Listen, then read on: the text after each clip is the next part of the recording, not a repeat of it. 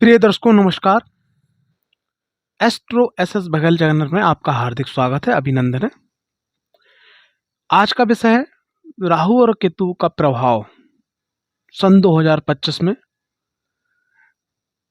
और खास करके 18 मई के बाद में क्या प्रभाव रहेगा। लेकिन उससे पहले सविनय निवेदन इस प्रकार है कि अगर आपने अभी तक चैनल को सब्सक्राइब नहीं किया तो चैनल को सब्सक्राइब करें, वीडियो को लाइक करें और ज़्यादा से ज़्यादा लोगों को शेयर करें। ठीक है, देखिए मिथुन राशि। देखो मिथुन राशि के लिए सबसे सर्वोत्तम बात यह है कि ना तो उनकी ढैया है और ना ही उनकी जो है साढ़े साती है।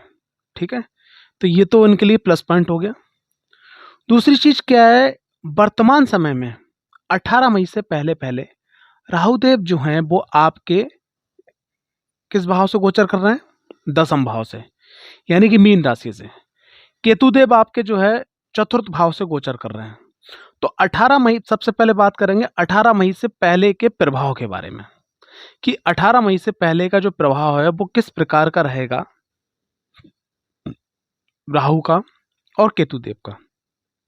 देखिए आपकी राशि मिथुन यानी 3 नंबर साइन, 10वें घर में राहु जो है गोचर करना है। तो अभी तक आपने देखा होगा जो ये साल भर निकला है, लगभग 1.25 साल निकला है, तो आपका जो जिसको बोल सकते हैं आपकी जो जॉब है, आपका जो काम है, आप जो भी कारोबार कर रहे हैं उसमें कुछ ना कुछ आपने परिवर्तन किया होगा या परिवर्तन हुआ होगा। ठीक है, या पोस्ट में प्रमोशन हुआ होगा। और साथ साथ आपने एक चीज़ और देखी होगी कि राजनीति लगातार आपके संग में बरकरार रही होगी, लोगों को नीचे उतारने की। ठीक है, और इस वर्ष के अंदर अभी तक या 18 मई तक आपको ये भी बन सकता है कि आपके बोले गए शब्दों के अनुसार, ठीक है, आपने जो बोला बहुत अजीब तरीके से, थोड़ा कड़वा भी बोला। ठीक है, तो ये भी चीज़ लोगों ने महसूस की होगी क्योंकि राहु यहाँ बैठने के बाद उनकी एक दृष्टि आपके द्वितीय भाव पे पड़ रही है। ठीक है, साथ ही साथ राहु की एक दृष्टि जो पड़ रही है वो आपके जो है वर्तमान समय में 18 मई तक वो पड़ रही है आपके 6ठे भाव पे पड़ रही है। तो आपकी वाणी कहीं ना कहीं आपके लिए थोड़ा सा रुकावट का संकेत बनी हुई है अभी 18 मई तक। और साथ ही साथ रोग ऋण शत्रुओं का भी एक्टिवेशन चालू है क्योंकि वो कहीं ना कहीं आपको नीचे उतारने की पूरी कोशिश में होंगे। ठीक, तो बस क्या है कि 18 मई तक आप शांत मन से प्रयास करते रहें। और थोड़ा सा मैं यहाँ पे एक पर्सनल एक बात कहना चाहूँगा कि 10वें घर के अंदर बैठे हुए हैं राहुदेव। ठीक है, तो लगातार लगातार लगातार, ठीक है, लगातार आप जो है मेहनत करते रहिए। लगातार जो है अगर आप परिश्रम करते रहेंगे तो जीवन के अंदर सभी वो चीज़ें हासिल कर लेंगे 18 मई तक कि जिसके लिए लोग बहुत लंबे समय तक आपको मतलब फॉलो करना चाहते हैं किसी भी काम को। जैसे कोई व्यक्ति होता है किसी भी काम को फॉलो करने के लिए जो है ना किसी को फॉलो करता है कि ये काम मेरा हो जाना चाहिए। तो यहाँ एक्टिवेशन है, यानी राहु का 10वें घर के अंदर आप अपने कार्य क्षेत्र में अपना जो है दबदबा, अपना झंडा, अपना वर्चस्व कायम कर सकते हैं। बस आपको क्या करना है, अपनी वाणी को अच्छा रखना है। और दूसरे नंबर पे क्या, रोग ऋण शत्रुओं से आपको थोड़ा सा बचना है, कर्ज से भी खास करके आपको बचना है। तो राहु का ये प्रभाव है। अब बात करते हैं 18 मई से पहले केतु का। देखो 4th भाव, 4th भाव यानी कि वाहन, भूमि, भवन, हमारा आंतरिक सुख और हमारा भौतिकता सुख भी यहाँ से देखा जाता है। साथ ही साथ हमारा मातृत्व सुख यानी माँ का सुख। तो 4th भाव के अंदर क्या है कि अगर आपका किसी प्रकार से लगन चार्ट में आपका लगन कमजोर है, ठीक है, आपका 12वां घर जो है नेगेटिव है, तो आपको जो है अचानक रात को लेटते लेटते इस समय में भी आपको घबराहट होना, ठीक है, मन में भय आना, कोई भी चीज़ खरीदना है, कोई भी चीज़ लेना है, उसको लेके जो है मन के अंदर भ्रांति पैदा होना है कि यार ये काम मैं सही कर रहा हूँ या गलत कर रहा हूँ। कई प्रकार के मन के अंदर ऐसी सी बातें चलना, और जो ऐसी बातें चलना कि जो सामने वाले व्यक्ति से ना कह पाना। और माँ के स्वास्थ्य में आपको गिरावट और कमी देखना। कोई अगर आप बड़ी प्रॉपर्टी या कोई भी काम या कहीं इन्वेस्टमेंट करना चाह रहे हैं या कोई भौतिकता की चीज़ें आप अपने घर के अंदर बढ़ाना चाह रहे हैं, अपने जीवन में बढ़ाना चाह रहे हैं, तो वहाँ ना कहीं रुकावट आना। ठीक है, ये चीज़ें आपके संग थोड़ा सा लगी रहेंगी। ठीक है, 18 मई तक। तो ये 18 मई तक का ये गोचर है। ठीक है, 18 मई के बाद में बात करते हैं आगे। 18 मई के बाद में जो केतुदेव हैं वो आपके 4th भाव से, क्योंकि राहु और केतु उल्टे चलते हैं, बकरी ग्रह हैं, तो केतुदेव जो है 4th भाव से 3रे भाव में आ जाएंगे। और राहुदेव जो है 10वें भाव से आपके भाग्य भाव यानी कि कुंभ राशि में आ जाएंगे। तो कुंभ राशि में आने के बाद सबसे पहले बात करेंगे यहाँ पर राहु की। कुंभ राशि में आने के बाद राहुदेव के जैसे जो अभी तक आपके संग जो पॉलिटिक्स चल रही थी, जो भी आप अपना काम धंधा कारोबार कर रहे थे उसमें जो पॉलिटिक्स चल रही थी, वो पॉलिटिक्स बंद हो जाएगी, क्योंकि आपके कर्म क्षेत्र से हट के जो है भाग्य भाव में आ जाएंगे।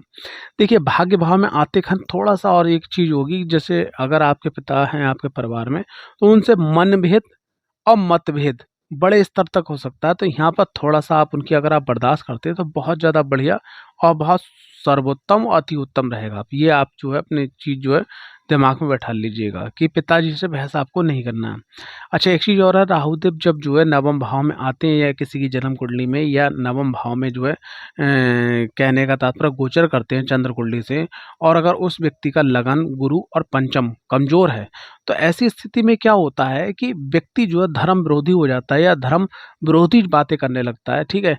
तो यहाँ आप थोड़ा-सा इस बात का विशेष ध्यान रखिएगा कि यहाँ विशेष ये ध्यान रखिएगा कि आप अगर कोई चीज़, जैसे ऐसा होता है ना कि देखो, हर अपने मन मन मुताबिक जो है कोई भी चीज़ जो होती है ना, कभी-कभी नहीं हो पाती है। मन मुताबिक अगर कभी कोई चीज़ नहीं हो पाती है, तो वहाँ पर हमें क्या करना चाहिए? वहाँ से हमें जो है हट जाना चाहिए। हट जाना चाहिए। हट जाने का मतलब क्या है कि भई हम वहाँ पे अगर जवाब देंगे तभी तो बुरे होंगे।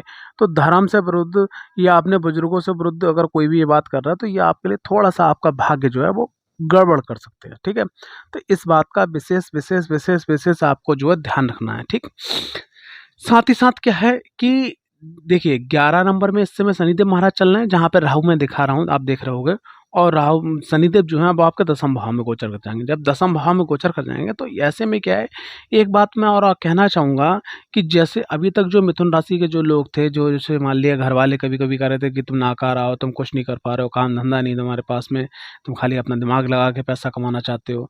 मैं ख़ास करके उनकी बात कर रहा हूँ, जो लोग ऑलरेडी काम कर रहे हैं उनकी बात नहीं कर रहा हूँ। जो लोग जो काम नहीं कर पा रहे थे या किसी तरीके से उनके भाग्य में महादशा, अंतर्दशाएँ कुछ ऐसी चल रही थी, ठीक है? तो उन लोगों को भी काम मिलने के 100 से 100% चांसेस हैं, ठीक है? बस आप प्रयास करिएगा। तो राहुदेव यहाँ बैठने के बाद आपको बहुत कुछ देने वाले हैं, क्योंकि राहुदेव की एक दृष्टि आपके लगन पे पड़ेगी, राहुदेव की एक दृष्टि आपके पंचम भाव पे पड़ेगी। बस भ्रमित मत होना, सोच समझ के जवाब देना, ज़्यादा सुनने की आदत करना और थोड़ा-सा जो है मेहनत करना, बस इतना ही आप जो है थोड़ा फ़ॉर्मूला अपना आज़मा लीजिएगा। अब केतुदेव जो है चतुर्थ भाव से निकल के जो आपके थर्ड हाउस में गए, ठीक है?